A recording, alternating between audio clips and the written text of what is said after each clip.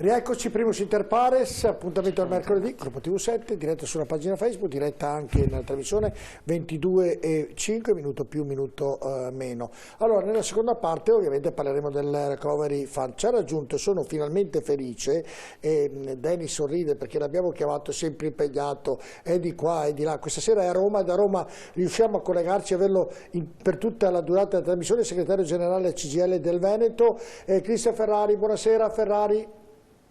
Buonasera direttore. Finalmente la vedo qui da noi un po' e sono contento. Tante volte abbiamo cercato, ovviamente anche perché è molto impegnato nel suo lavoro. Va bene, allora parliamo di questi soldi che arrivano. Dovrebbe essere contento anche Vincenzo Marinese, finalmente arrivano questi. Non è contento, così cerco di sdrammatizzare. La vedo già arrabbiata, quindi presumo non lo sia. No, lo sa come la penso. Vabbè, io lo so come. Vabbè, allora andiamo a vedere questo servizio che presenta il prossimo tema, che sono soldi, spendiamoli bene. Vediamo. 78 articoli e circa 40 miliardi di euro messi sul tavolo dal governo per aiutare le imprese, il lavoro e le professioni. Con la firma del Presidente della Repubblica sul provvedimento e la pubblicazione in Gazzetta Ufficiale, da mercoledì 26 maggio il decreto Sostegni bis entra ufficialmente in vigore, anche se per diventare legge dello Stato passerà ora l'esame del Parlamento. Un testo approvato giovedì in Consiglio dei Ministri e che nella sua versione definitiva mantiene i 4 capitoli principali. 15 miliardi di euro di ristori a fondo perduto per le imprese e le partite IVA colpite dalla pandemia, oltre 3 miliardi per il settore del turismo, proroga della sospensione delle cartelle fiscali fino al 30 giugno e pacchetto lavoro e contratto di rioccupazione con sgravi per le assunzioni. Il punto che più ha rallentato la firma del Capo dello Stato è stata la bagarre aperta sui licenziamenti. Il ministro del lavoro Orlando aveva proposto la proroga del blocco fino a fine agosto per le aziende che avessero richiesto all'INPS la cassa integrazione Covid finanziata dalla fiscalità generale, ma la sollevazione di Confindustria aveva rischiato di mandare tutto all'aria. Alla fine si è trovato un compromesso, quello che il governo ha definito non un divieto assoluto ma un forte incentivo a non farlo. Sparisce la proroga al blocco dei licenziamenti, ma dal 1 luglio l'obbligo rimarrà in essere per le aziende che avranno ancora bisogno della cassa integrazione, a questo punto quella ordinaria.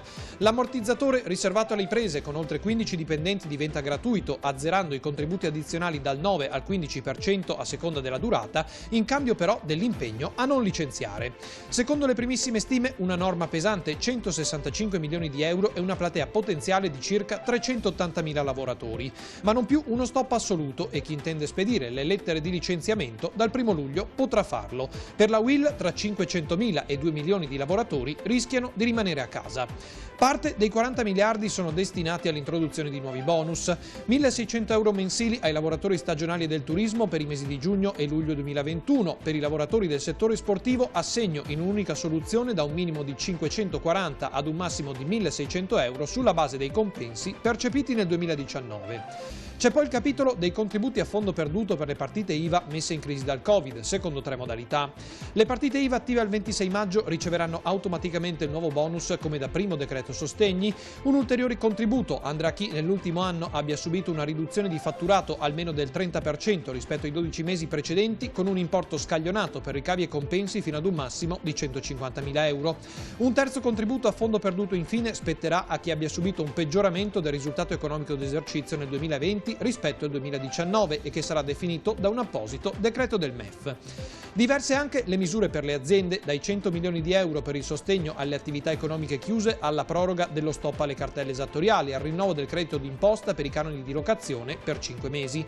Ma ci sono anche 120 milioni di euro per le attività connesse a eventi e matrimoni o i parchi tematici e 100 milioni per il turismo invernale. Per far ripartire il lavoro, il decreto potenzia il contratto di espansione. Le aziende con almeno 100 dipendenti, soglia abbassata rispetto ai precedenti 250, potranno stipulare un nuovo contratto a tempo indeterminato di rioccupazione incentivato con l'esonero contributivo al 100%, con l'obiettivo di spingere l'inserimento dei disoccupati e la possibilità di uscita anticipata dal lavoro di coloro che si trovano a non più di 60 mesi dalla pensione, di vecchiaia o di anzianità. Novità anche per la scuola, dalla riforma dei concorsi che dovranno essere semplificati e con cadenza annuale, all'anticipo delle immissioni in ruolo, delle assegnazioni provvisorie e delle attribuzioni di supplenza. Tutte dovranno tassativamente concludersi entro il prossimo 31 agosto, così da avere tutti i docenti in cattedra a settembre. Il decreto però introduce anche un nuovo e più corposo bonus per l'acquisto della prima casa da parte dei giovani. Gli under 36 con ISEE sotto i 40.000 euro sino a giugno 2022 saranno esentati dal versamento delle imposte di registro, ipotecarie e catastali per l'acquisto dell'abitazione e potranno accedere in via prioritaria al fondo di garanzia per l'accensione del mutuo. Infine, l'aiuto alle famiglie in difficoltà. Con 500 milioni di euro viene rifinanziata la dote che verrà distribuita ai comuni italiani da qui ai prossimi 30 giorni al massimo. Soldi che serviranno per i buoni spesa e per aiuti nei pagamenti dell'affitto e delle utenze domestiche. Allora, abbiamo fatto questa presentazione di questo Recovery Fund e ovviamente adesso ne parleremo in studio. Vediamo la luce in fondo al tunnel per quanto riguarda il Covid, perché il piano vaccinale sta funzionando e speriamo continui, e quindi sarà un'estate alquanto, visto quello che doveva succedere invece positiva, ci auguriamo tutti sia positiva, invece si presume che l'autunno sarà impegnativo sotto questo profilo.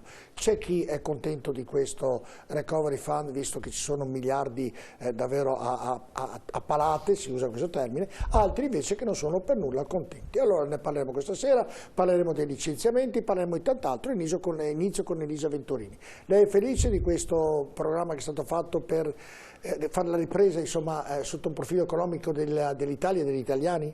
Beh, Draghi ha dichiarato che questa è una fase storica in cui i soldi non vengono chiesti ai cittadini. Scusi Elisa, sì. Ferrari, se vuole intervenire, se alza la mano io le do la parola, perché la vedo sempre in video, quindi se vuole intervenire basta che mi alzi la mano.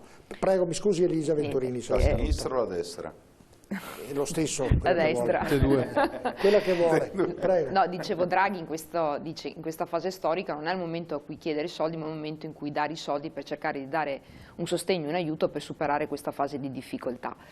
Dopodiché segnalo anche che in questi giorni vengo contattata dai titolari di pubblici esercizi, i quali mi dicono che cominciano ad avere difficoltà a reclutare personale. Perché tra che l'hanno perso, perché in questi mesi, non avendo altre occupazioni, magari hanno camerieri o cuochi, hanno cercato alternative magari in posti di lavoro più sicuri, ma dall'altro lato dice noi abbiamo anche difficoltà perché le persone che percepiscono il reddito di cittadinanza preferiscono percepire il reddito di cittadinanza piuttosto che venire a lavorare. Allora qui incominciamo a porci delle questioni in questa fase storica per capire effettivamente se per favorire una ripresa, per cercare di incentivare il mercato del lavoro, economicamente dobbiamo iniettare denaro, ma a chi, con che modalità, con quali motivi? Quindi questa è una questione sulla quale dobbiamo incominciare, proprio alla luce, voglio dire, di queste considerazioni che mi vengono da coloro che appartengono al mondo del lavoro e che si trova in una fase di difficoltà. Ferrari ha già alzato la mano. Sì, allora, che ci sia una fase in cui va data continuità ai provvedimenti straordinari di sostegno alle imprese, al lavoro autonomo, ai lavoratori è assolutamente, come dire, bisogna fare così. Non siamo ancora fuori dall'emergenza sanitaria, non abbiamo ancora intrapreso una via solida di ripartenza dell'economia e quindi dobbiamo fare di tutto, lo Stato deve fare di tutto per sostenere il sistema economico. Dopodiché dobbiamo intenderci su qual è il modello di ripartenza che vogliamo adottare e noi pensiamo ad esempio che bisogna ripartire da un'idea di lavoro dignitoso, di lavoro stabile, di lavoro riconosciuto anche da un punto di vista salariale.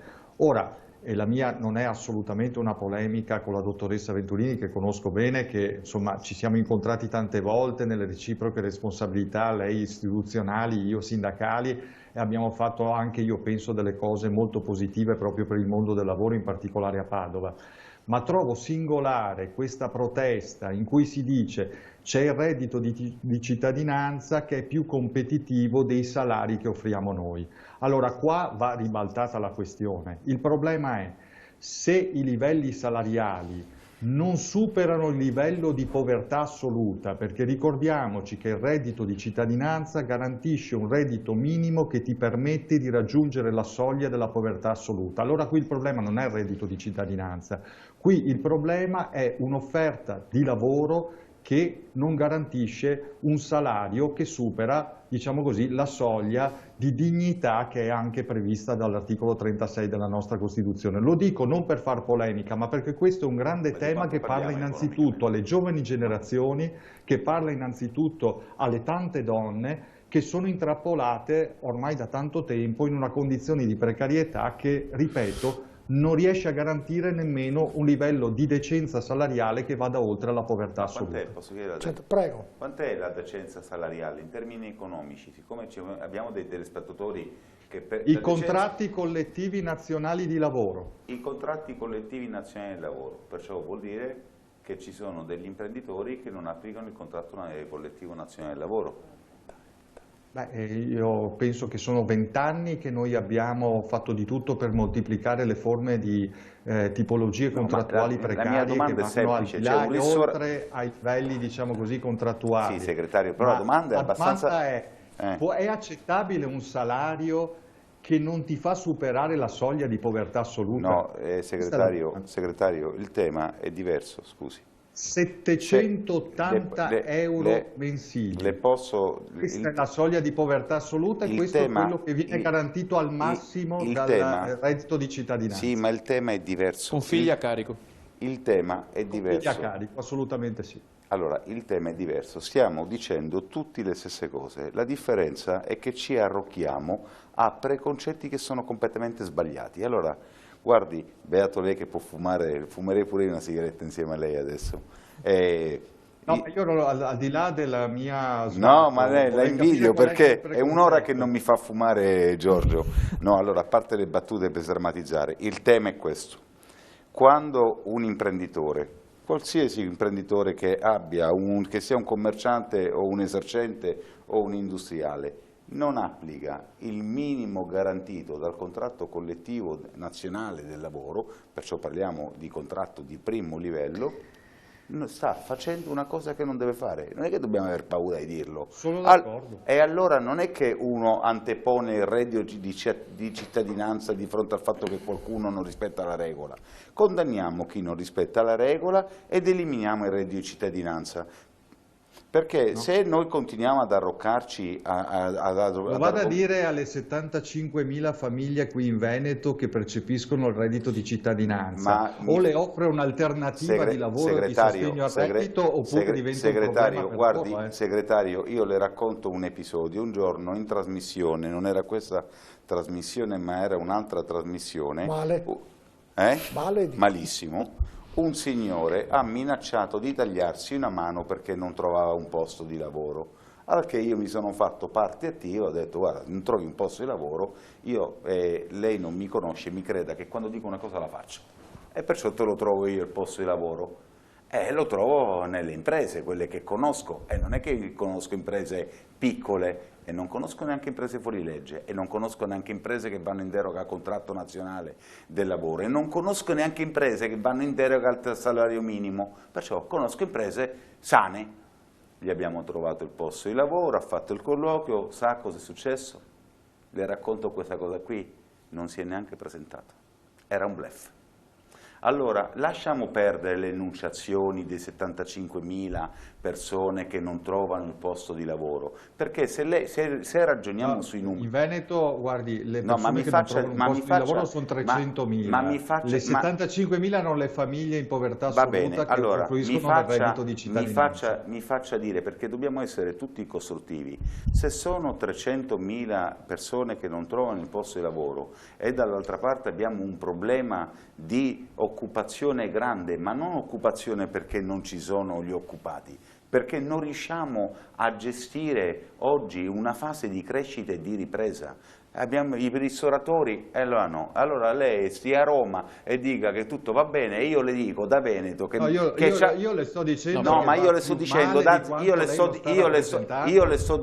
sto dicendo una cosa diversa, io le sto rappresentando il mondo dell'impresa che vivo quotidianamente, non è il mondo dei sogni. d'accordo, il mondo dell'impresa. Quando nel turismo mancano il 30% degli occupati e io parlo con le catene alberghiere, piccole o medie, e mi dicono tutte le stesse cose, quando, ora non conosco la dottoressa a differenza sua perché è la prima volta che la incontro, la dottoressa dice abbiamo un problema che non riusciamo a trovare personale, quando le dico che non riusciamo a trovare manodopera, quando le dico che non troviamo ragazzi, allora no, e allora avete ragione voi, continuiamo così e recovery plan lo perdiamo. Penso che sia colloquiare con lei, Ferrari, chiedo scusa, perché Marinese deve andare a fumare, quindi andiamo in pubblicità e poi ci ritroviamo aspettando che Marinese si calmi e fumi la sigaretta tra poco. E si calmi fumando, perché veramente non c'è motivo di far polemica.